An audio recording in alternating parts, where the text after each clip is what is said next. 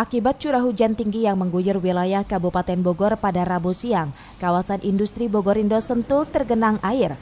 Bahkan jalan raya tersebut menyerupai aliran sungai hingga membuat beberapa kendaraan yang mencoba menerobos genangan air tersebut mogok. Sementara kendaraan lain yang tidak ingin menanggung resiko memilih menepikan kendaraannya. Menurut keterangan warga sekitar, banjir yang menggenangi jalan raya di kawasan industri tersebut bukan baru pertama kali terjadi. Dan apabila hujan lebat, ketinggian air bisa mencapai 1 hingga 1,5 meter.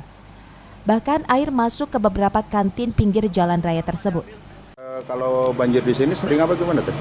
Tergantung hujan sih Pak. Jadi kalau hujannya deras dia bisa banjir. Kalau nggak deras sih nggak banjir. Terus banyak nggak kendaraan yang mogok? Banyak. Kalau dia nggak tahu medan di sini pasti kena banjir, kena mogok. Kalau banjir ini ketinggiannya berapa meter kira-kira? Berapa meter ya? Akibat apa sih teh? Hujan deras. Saluran airnya nggak ada apa gimana? Salurannya terlalu kecil. Warga berharap adanya kepedulian pihak perusahaan untuk pelebaran saluran air, sehingga banjir di jalan raya tersebut tidak menghantui warga dan juga pengguna jalan.